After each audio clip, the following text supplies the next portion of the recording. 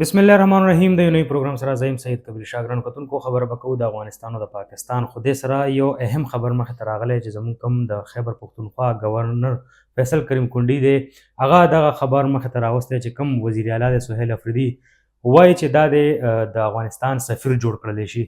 سر ډیره مننه د وخت راکولو. خو مننه ته دا وایي چې کم د گورنر دا بیان مخ ته راغلی دی نو دې باره کې هم څه سوچ دی؟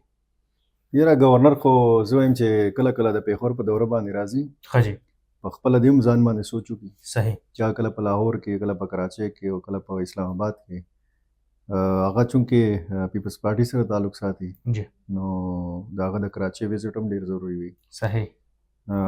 اسلام آباد ویزټ هم د هغه ډېر صحیح. ضروري وي.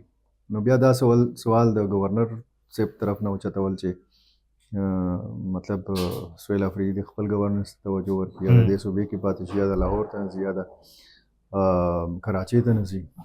بېله خبره ده چې دا ټیک خبره ده چې سهیل افریدي ته پکار دي چې خپل صوبې ته توجه ورکړي، یعنی پکار دي چې دی په پیښور کې هم زیات وخت تېروي، په جنوبي اضلاع کې هم وخت تېروي. اوس دا نن تللی دی ټانګ ته، جی، او نو سبا چېرته بل جنوبي ډسټرکټ ته څه پروګرام دی، هنګو ته زما په خیال راځي. ها نو دا خو ښه خبره ده چې دی هغه ځایونو ته لاړ شي چې کوم ځای ډېر د ترهګرۍ نه متاثره دي، هلته شهدا سره ملو شي، د شهدا فیملی سره ملو شي، د شهیدانو یا چې کوم هلته صورتحال دی د هغې د لواحقینو تپوس وکړي، د عام خلکو تپوس وکړي ستاسو ژوند څنګه تېرېږي.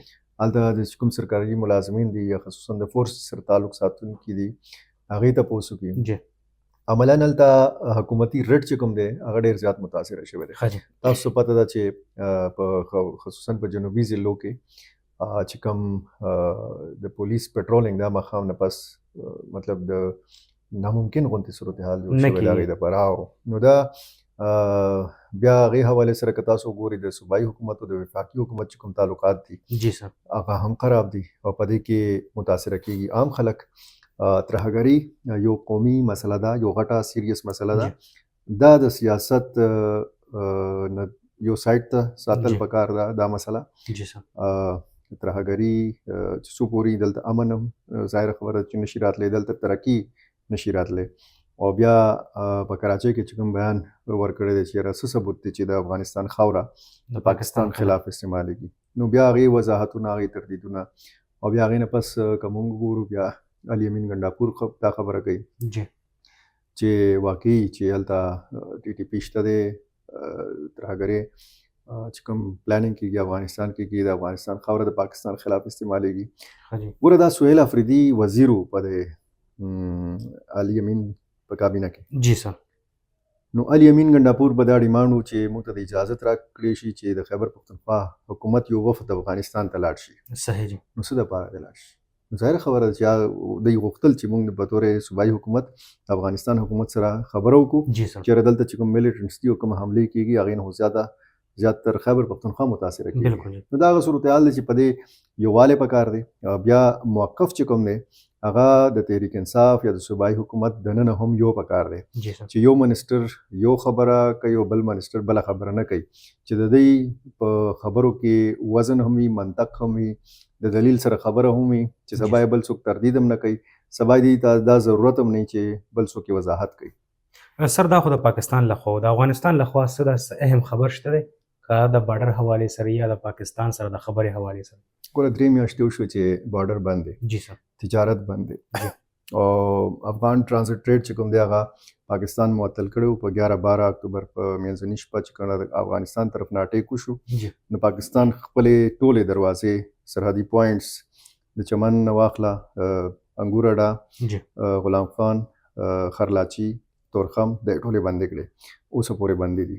اوس د ری ایکسپورټ اجازت حوالې سره څه خبرې اترې روانې دي چې هغه کارګو یا هغه سامان چې کوم د افغان ټرانزټ ټریډ دلته په مختلف پورټس باندې بند دی، یعنی هغه کنټینرې ولاړې دي چې هغه د مختلف پورټس په ذریعه باندې ری ایکسپورټ شي.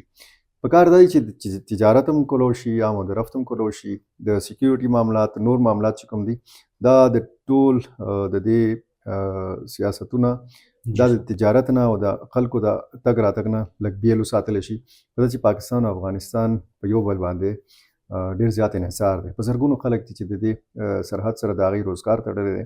د هغوی روزګار 3 میاشتې وشو چې بند دی. مزدوران دي. په دې کې ټیک ته چې سمګلینګ به هم کېده، خو د سمګلینګ روکتام دپاره هم طریقې شته دي.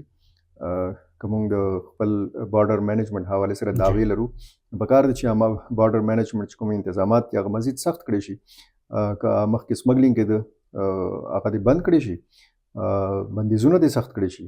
خو تجارت افغان ټرانزیټ ریټ چې کوم دی دا د افغانستان حق دی. په دا چې افغانستان لینډ لاک ملک دی، سمندر سره د هغې سرحدونه نه دي لګېدلي، نو بین الاقوامي قوانین دا وایي چې کمه لار، مختصره لار، د کم لاګت والا لار هغه به هغه ملک استعمالولی شي. افغانستان دپاره هغه لار چې کوم ده هغه پاکستان لاره ده. پورټ قاسم دی، کراچي بندرګاه ده. نو دوی ته پکار دي چې په دې حوالې سره افغان طالبان خبرې وکړي. الټا دوی وایي چې موږ ته نه د پاکستان سره د تجارت ضرورت شته، نه موږ ته د پاکستان د دوایانو ضرورت شته، نه موږ ته د پاکستان سره د تعلقاتو څه ضرورت شته. بیا ریسنټلی د DGISPR چې کوم پریس کانفرنس و، بیا هغه دا وایي چې کله چې سرحد بند دی نو سکیورټي حالات لږ ټیک شوي دي، او بیا هغې نه پس بیا دا یو قسم خدشات پیدا شوي دي چې دا سرحد به غالبا چې نور هم بیا دا بند وي. او دا صورتحال ظاهره خبره د دواړو ملکونو لپاره نقصان دې خبره ده. خو بیک ډور رابطې چې کومې دي اکټ نه دي، هغه بحال دي. د هغې ثبوت دا دی چې د پاکستان نماینده خصوصي برای افغانستان محمد صادق خان هم سرګرم دی چې کومه سفارتخانه د پاکستان په کابل کې ده، هغه او د پاکستان کې د افغان سفارتخانه یو بل سره اړیکې هم شته دي. د پاکستان دفتر خارجه سره د افغان حکام رابطې هم شته دي. د هغې رابطو نتیجه وه چې په پیله مرحله کې موږ 28 سټوډنټس چې کوم افغانستان کې پسه وو هغه موږ وکتل چې واپس راغلل.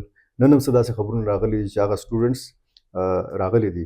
او بیا دا چې کوم سرحدي پوینټس دي دا دې دپاره هم کولاویږي چې کوم افغان کډوال روان دي چې هغه خپل ملک ته واپس لاړ شي. سر اخرنی سوال لنډو ټکو کې جواب راکړئ. تاسو خپلو خبرو کې دا خبرو وکړه چې افغانستان وایي چې موږ ته د پاکستان نه د تجارت ضرورت شته، نه د میډیسن د یو شي ضرورت نشته.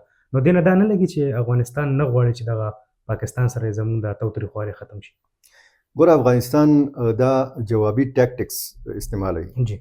پاکستان سرحد بند کړ، پاکستان افغان ټرانزیټ ریټ معطل کړ، ٹھیک ده. پاکستان بار بار دا الزام لګوي یا دا تحفظات اظهار کوي چې د افغانستان خاوره د پاکستان خلاف استعمالېږي. هلته نه جوابي الزام دا لګي چې داعش خراسان ټریننګ کیمپس په پاکستان کې دي او د پاکستان خاوره د افغانستان خلاف استعمالېږي. نو دا جوابي بیانونه، دا حملې، دا ټول تاوتریخوالی موږ په دې مذاکراتو کې هم وکړل چې په دوحه کې، په استنبول کې، په ریاض کې، بلکې په ریاض کې کوی چې کله دوی کېناستل نو نیمه ګنټه دوی ناسته وه، پای کې تلخ جملو تبادله وشوه، خوا خبره بیا ختمه شوه. نو دا په تاوتریخوالي باندې نه کېږي. دې دپاره هغه اردو کې وایي چې کوچ دو کوچ لو، مذاکرات خو داسې کېږي که نه، څه خپل سخت شرایط نه به ته دستبرداره کېږي، څه سخت شرایط نه به هغه په شا کېږي، نو بیا به د معاملات جوړېږي. او پکار دا دی چې موږ خپل، یعنی دا دواړه ملکونه پاکستان او افغانستان، دا د دواړه خپل مفاد ته وګوري. که دوی خپل مفاد ته نه ګوري، که د دشمنانو په شان یو بل سره جنګېږي، د ماشومانو په شان یو بل سره جنګونه کوي، نو ظاهره خبره درېمګړی به راځي، درېم ملک به راځي، هغه به فایده اوچتوي دې صورتحال نه. ګوره په نړۍ کې تاسو وګورئ چې کوم ملک د خپل ګاونډي هیوادونو سره ښه تعلقات وي نو هغه سیکیور هم وي. اوس که په افغانستان کې بیا خدای مکه څه داسې بحران راشي نو دا افغانان به ځي چېرته به ځي، دا به بیا پاکستان طرف ته نه راګوري. نو بیا پکار دی چې د دواړو ملکونو تعلقات ټیک وي. او زه نه پوهېږم چې د دواړو ملکونو قیادتونه څه سوچ لري او مستقبل لپاره د هغوی په ذهن کې څه دي. ډېره مننه سر د وخت راکولو. دا زموږ فدادیل صاحب سینیر صحافي او تجزیه کار کم جوور نظر چې و هغه زموږ کتونکو سره شریک کړو. دا زموږ نننی پروګرام در بل پروګرام پورې مال او زما ټیم نه راکړي اجازت. د لوی الله په امان.